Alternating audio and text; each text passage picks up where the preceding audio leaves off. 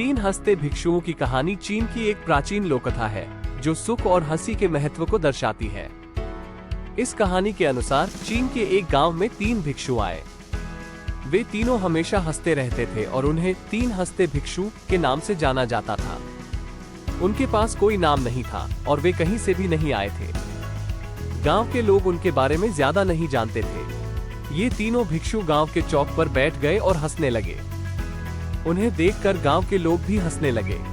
उनकी हंसी इतनी संक्रामक थी कि गांव में सभी लोग हंसते हंसते एक साथ आने लगे और उनके बीच का तनाव और मतभेद मिट गए। इस तरह इन भिक्षुओं ने गांव में शांति और खुशी फैला दी। कुछ समय बाद उनमें से एक भिक्षु का निधन हो गया। गांव के लोग चिंतित हो गए कि अब क्या होगा, लेकिन बाकी दो भिक्षु हंसते रहे और उन्होंने गांव वालों को बताया कि उनका साथी अपने जीवन की सबसे बड़ी हंसी हंसते हुए मर गया था।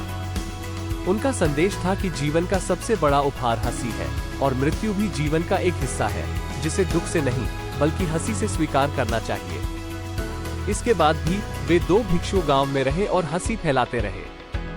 उनके साथी की स्मृति में उन्होंने जोर से हंसते हुए एक अनोखा संदेश दिया कि जीवन को हल्के में लेना चाहिए और हर परिस्थिति में हंसी को बनाए रखना चाहिए। इस कहानी का मूल उद्देश्य यही है कि चाहे जीवन में कोई भी परिस्थिति हो, हंसी और खुशी हमेशा महत्वपूर्ण है। ये कहानी बताती है कि कैसे हंसी तनाव और दुख को दूर कर सकती है और लोगों को एकजुट कर सकती है।